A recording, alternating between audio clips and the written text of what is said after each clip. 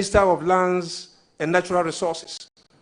Mr. Chairman, my journey reflects determination and resilience, the intervention of Allah. And that is what has taken me this far. Thank you. Thank you very much. Honorable Minister Designate, I will then open the floor for members of the committee to begin asking you questions and you providing answers to those questions. I will proceed to give the floor to Honorable Alikule Makurugu, MP for Domi Kwabenya. Thank you, Mr. Chair. Congratulations. Thank you, Honorable. Yes, land disputes are common problems in Ghana. Some land cases that have been litigated takes years to be able to resolve. What policies would you recommend to improve land administration in Ghana? Thank you. Mr. Chairman, thank you. Mr. Chairman, let me put on record, and let me also make reference to Article 79(1) of the Constitution, and that I'm going to assist the Minister of Lands and Natural Resources. And so, when it comes to policies, it is the minister who will have to come up with policies, and then at the cabinet level, when these policies are approved, mine is to assist him in ensuring that these policies are well executed. And so, I am not in a position to suggest policies, but if the minister comes out with policies, I will run with those policies to ensure that we are able to deliver and deliver effectively. Thank you. Chair, that will be all. Congratulations. Thank you very much. I will proceed to give the floor to Honorable Alassane Umar. Thank you, Mr. Chairman. Honorable Yusif Sulemana, congratulations. Thank you, Chairman. I know you can do the work, but I have one question for you. And this is about the disparity, what accounts for the disparity between the volume of gold exported and the revenue received by the country. Mr. Chairman, primarily, it is smuggling of gold into other neighboring countries before exporting it. And the reason is that until recently, we had imposed 3% on the export of gold. And so that makes it very unattractive. And so people with gold will smuggle it to nearby countries like Cote d'Ivoire.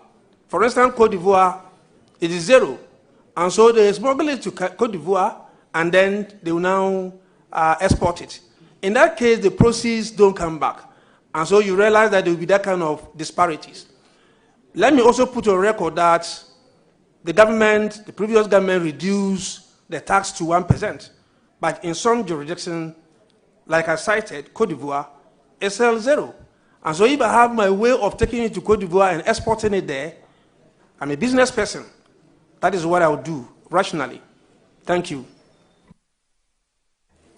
Thank you. The other question is about land swapping. Policy of government swapping lands. Have you heard about it, or when you went to the ministry, were you briefed on it? And what do you think about it? Chairman, I'm grateful. Chairman, yes, I was briefed. The policy of land swap refers to a situation where, especially the Ministry of Lands, give a land to the private individuals or companies in exchange for something that they are in need of. For instance, if the ministry wants to build a regional office, let's say in Savannah region, and cannot afford the cost of it, the ministry as a policy can decide to allocate a land anywhere in this country that is attractive to this private person in lieu of the person going to put up that office. I think that is a good policy. What is important is to ensure that there's always value for money. What is important is to ensure that there's transparency in such transactions. And if these two things will hold, it is something that I believe my minister will welcome, and I will assist him in that direction. Thank you. don't you think continuation of it is part of the abusive, it's been abused, whereby we now call land grabbing? Yeah, so that is a different policy altogether. You want to refer to a situation where public lands are sold to individuals and companies. That is a bit different from land swap. And so, like I said, in the concept of land swap, the most important thing is there transparency? Is there competitiveness in terms of how that program is rolled out? Are you allowing other people to participate so that you can be rest assured that there's value for money? If that is done, I think that is a good cause. Thank you. Chairman, I have no doubt in his performance, and I wish him well. Thank you. Thank you very much. I'll proceed to give the floor to Honorable Mahama Shaibu. Chairman, let me thank you very much for the opportunity. Honorable nominee, bro. Thank you, Kumulala. Bro. It was in Kabanye Eji Kumutono. A very quick one. I just have two, Chairman. In recent times, share butter has been one of, if you like, the northern cocoa. Indeed, the last 2 years or so, the export of shea butter, Ghana was ranked the 4th largest exporter of shea butter in the last 2 years. That tree that produces shea butter is under serious threat from bushfires, but more importantly and seriously, from charcoal burners. And so it's a critical thing. I know our chiefs have played a critical role in protecting the shea tree. But tell us, what role would you play in supporting your minister to be able to protect this valuable natural resource for the North? Thank you. Chairman, it is not even in recent times that the shea tree, and for that matter, its products are seen to be equated to, let's say, cocoa. It is indeed the cocoa of the Savannah ecological area. And as I sit here, I am a beneficiary of the shea tree. My mother, I'm sure she's listening to me. Those days, early morning, will wake you up to go and pick shea nuts, process it, and part of it was used to pay your school fees. I agree with you that today that tree is under threat. It is an economic tree. It is a tree that all of us must be proud of.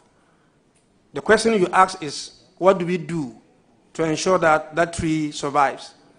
The tree is a wild tree, and so propagating it is a challenge. The Cocoa Research Institute in Bole tried to propagate it, and it's been a problem. The surest way is to ensure that those wild trees are maintained.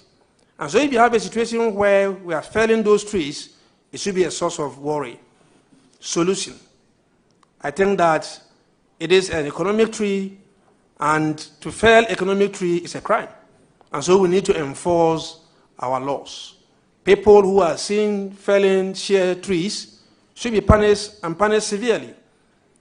Let me also say this, that yes, our chiefs have done very well, and they continue to do well. But growing up as a child, it was even a taboo. When I have my revered chiefs seated here listening to me, they'll bear me witness that growing up those days, it was even a taboo for you to fell that tree.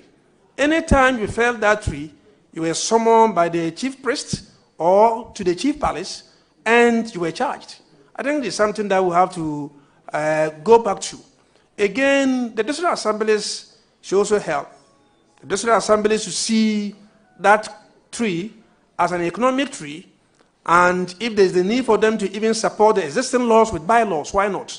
So that we can preserve that tree for ourselves and for our future generations. Thank you. Thank you, Mr. Chairman. Absolutely brilliant answer. Let's do some law. I'm sure you are familiar with LI 2462. Small-scale mining. Yes, I'm very familiar with it. At the ministry, I was briefed, and I've also listened to the president, so I have some idea as to what it is. Very well. So should small-scale mining be banned or temporarily suspended? I know Bole, some mining going on in Bole area now is becoming the gold hub of Savannah. Tell us what your opinion is on this. The Chairman, my understanding when you refer to small-scale mining means that small-scale artisanal mining that are legalized, that are given licenses to operate. That's my understanding of small-scale mining. If that is the case, and as long as they are given licenses to operate and they do not breach those licenses, I do not think that we should ban them, because we are told that over 3 million people are in today's business of mining. And so what it means is that if you are banning them, you are simply saying that some people should not survive because that is their livelihood. And so I do not think that we should ban them completely if they are not doing anything untoward. But let me put this on record, that my minister has set up a technical working committee or team to review the mining industry and also look at the existing or the current licensing regime. I think that we will wait for that report to come. Once he receives the report and look at it very well, we will be informed as to the way forward. Thank you. Chairman, a follow-up on that one. So, illegal is illegal. When you are involved in illegal mining, sometimes the security forces come up to enforce the law. There are many times where excavators and other equipment are seized from illegal miners. In the past year or two, we've seen excavators confiscated, some bent, some taken away. Sometimes you can't even find where they are kept now. What's your take on this? Bent, seized, confiscated, or whatever? Mr. Chairman, I listened to the first gentleman of our land, His Excellency John Dramani Mahama, and he's clear. He said that excavators that are seized should not be bent. And once the president has spoken, his words has to be enforced. And so I think that going forward, seized excavators should not be bent until he decides otherwise. Thank you. Chairman, my last one has to do with Lands Commission. You know, I'm sure you and I have had some experiences over there. Tell us what you want change, why you want to help your minister change at the Lands Commission. Yes, I was at the ministry and the Lands Commission people briefed me. And if I were to talk about the happenings at the Lands Commission, it will take us the whole day. We are challenged when it comes to the registering of lands in this country. A long process, and at the end of the day, some people even get fed up and stop the process. One is because they don't understand the process. So there's the need for some thorough education regarding the way lands should be registered. But beyond that, the records at Lands Commission is problematic. And that is why you have instances where people have two people having the same land. And you get to the Lands Commission, and they can all trace documents there giving them ownership of the land.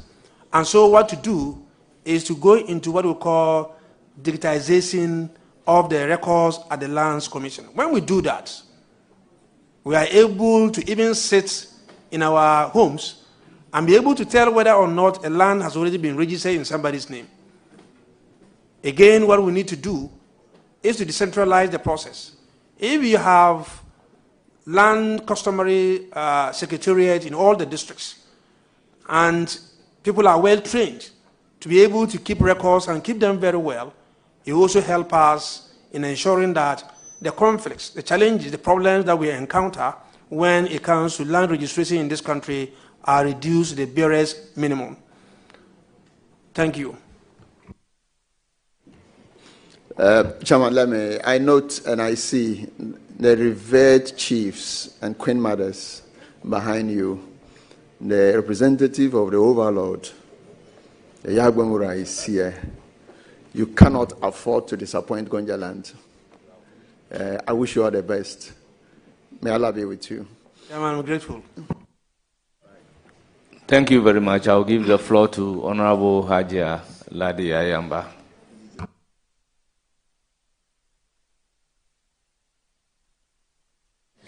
Thank you, Chairman.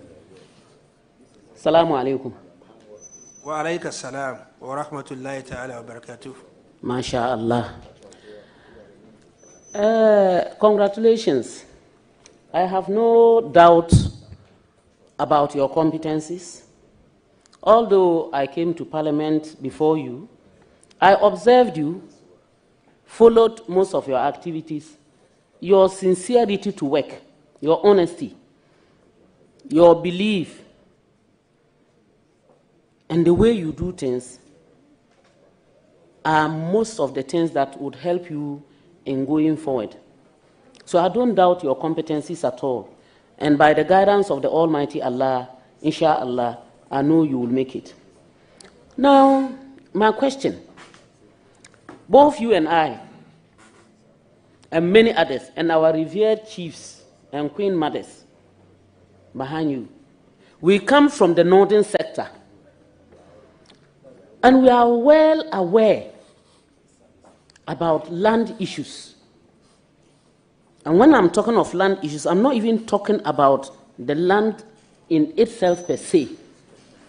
But for instance, our trees, the fruit trees, the share trees,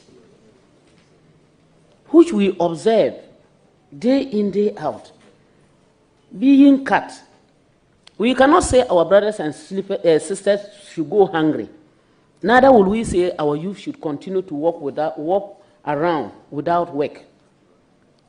In your opinion, what will you do to assist the minister to ensure that much as we are using what nature has given us on our lands, we don't lose it completely, and not only lose it, but also face the wrath of losing those things, especially our trees, our water bodies in the northern sector. Can you tell me what you would assist your minister to do? I'm grateful, and I can understand the passion with which the Honorable Hajia Ladi has spoken to this issue. Just as I said earlier on, the share tree and other economic trees, the baobab tree, the kapok tree, and what have you. And she added the issue of our water bodies, very, very important to our survival. This morning, my minister held a dialogue program on small-scale mining, and I was there. And if you listen to the challenges that we are being confronted with when it comes to the way our water bodies are being destroyed, you will weep. To the extent that as we talk, in Western region and other parts of this country, it gets to a point where the Ghana Water Company had to shut down its water plants because of the nature of the water. Even though they are able to, as it were, treat the water, there are instances where even after treating the water, we are told there are some chemicals, there's nothing you can do about them. You can treat them. For instance, mercury. What it means is that we are all drinking mercury.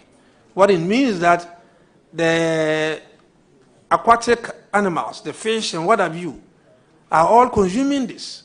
And this is what they sell to us. And I want to say that nobody should sit, let's say, in Pusiga or let's say in Pandai and say that that's not my business.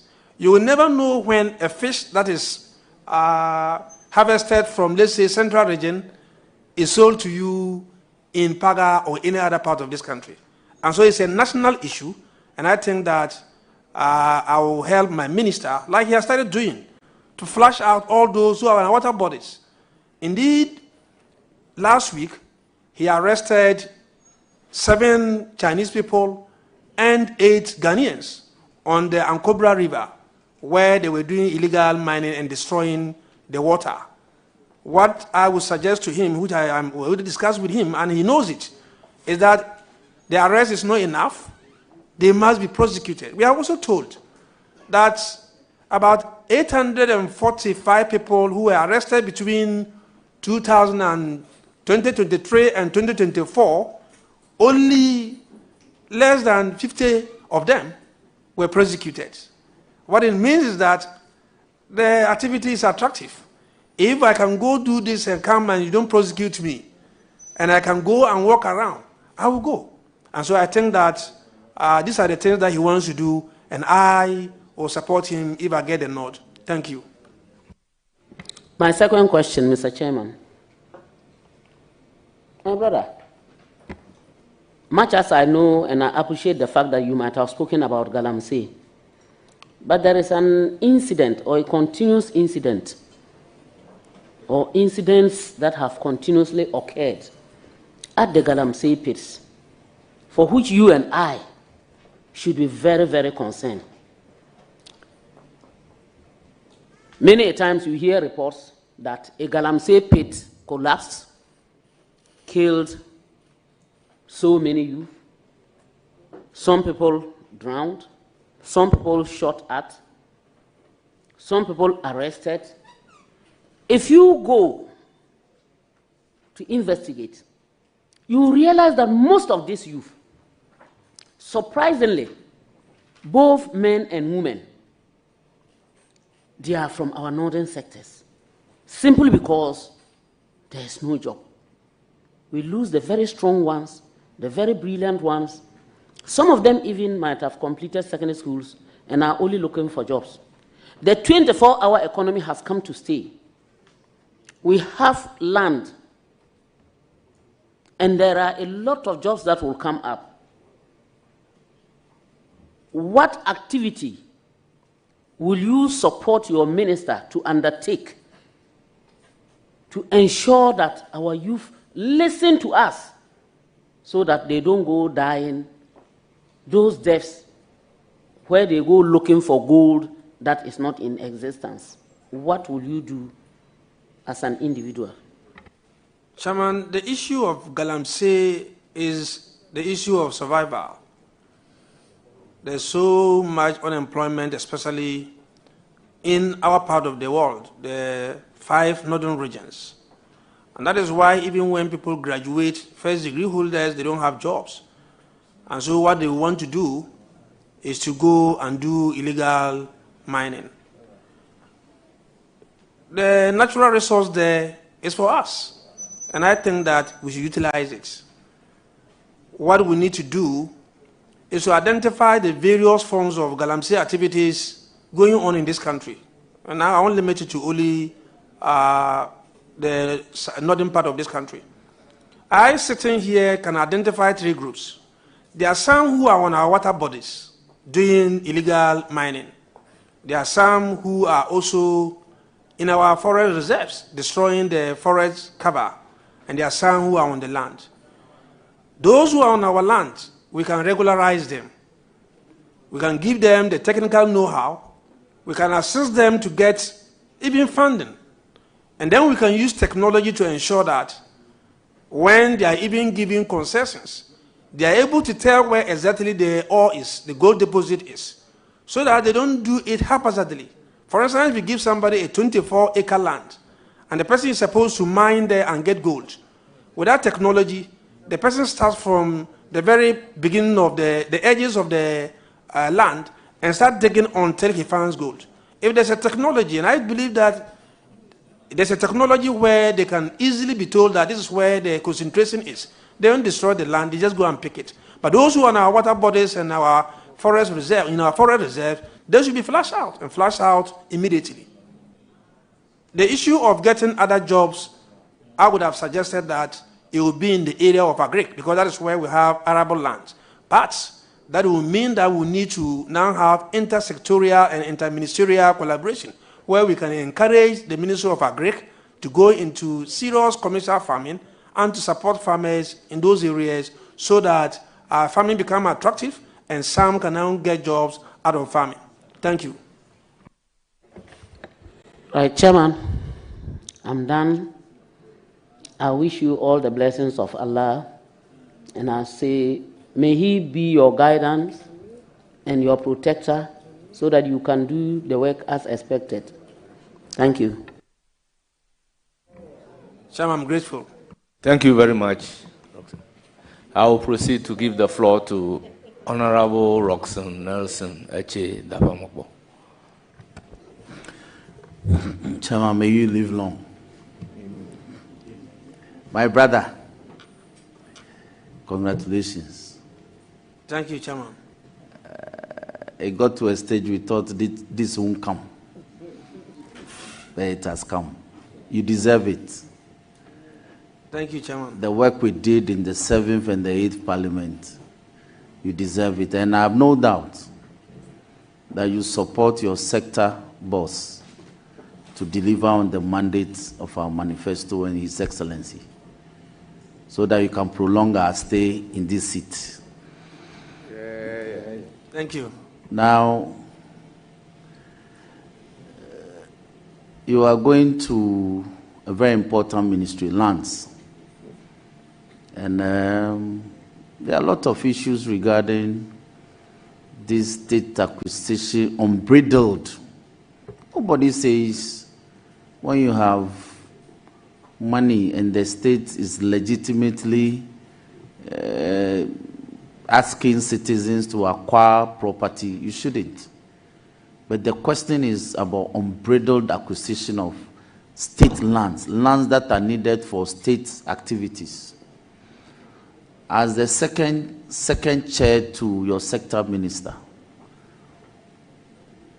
will you consider reviewing this policy so that we can have public lands acquired during the First Republic for public purpose? Will you consider? Yes and no? I don't want to bother you too much. Yes. We will consider that, because the president, upon assuming office, directed that all lands that have been processed at the various regional levels for the issuance of certificates and transfer of lands to individuals, I'm talking about lands that are public, he's asked that that should come to a halt. And a report will be submitted to him very soon. And I believe that once the report is submitted to him, appropriate recommendations will be made. But I think that there should be a way to ensure that there's always transparency, there's always value for money. Thank you. So that state property occupied by judges, not just judges, superior court judges, senior public servants, are not given to politically exposed persons. You agree with me? Yes, so that's what I'm saying, that the president wants a report on this, but the way to go is to ensure that, in fact, he has even banned that no political appointee should be interested in any assets that belongs to the state. That is the directive of the president. And that for me is comforting, because we need to ensure that the opportunity Ghanaians have given us as politicians, we don't shortchange them. Thank you. So that you rather support the state to acquire more lands in addition to what is in existence. You agree with me? Yes, so the new act that has been enacted required that some lands can be taken, and to do that there should be an escrow account where money should be put and appropriate compensations paid. Then we can now have these lands in the name of the state. Hitherto, lands have been acquired, and there are so many difficulties, or people are encroaching on those lands because compensation was not adequately paid. I think that act is resolving that matter, and so government can get more lands for public good. Thank you. Chairman, the nominee and I spent 8 years on the public accounts with the Honorable Minister for Communications. We did some good work. And as part of the interrogations and the matters that came before us was the indolence of state institutions to secure state lands for which state institutions have been established either by an act of parliament or state institutions that are a creature of the Constitution or by constitutional instruments. And the Auditor General annually flags this matter. Now that he has the opportunity, will he assist his sector boss so that institutions like school lands, hospital lands, district assemblies, electoral commission, and other state institutions which are occupying premises acquired since colonial days take steps to secure these landed properties and proper instruments issued so that they are not encroached? Would they do that? Chairman, I know my minister is capable of doing that, but let's put the issue in context. Lands that are owned by such institutions are their lands, and they are the ones who protect those lands. I do not think that it is the responsibility of the Ministry of Lands and Natural Resources to go protect those lands. Once those lands are acquired, Chairman, title is given. Chairman, that's why I put the question in context. I'm saying that you and I have discovered that that is the problem bedeviling state institutions. Indolence. They go to sleep. They don't protect their rights. So, as the second most important person in the sector today, would you assist them to do that? Yes, so what I'm saying is that it is not the responsibility of the ministry. So, would you assist them to do that? Yes or no? Yes, we will assist them. Thank If you there's a very way to much. assist them, Thank we'll you. assist That's them. all I want to hear. You assist them to do that.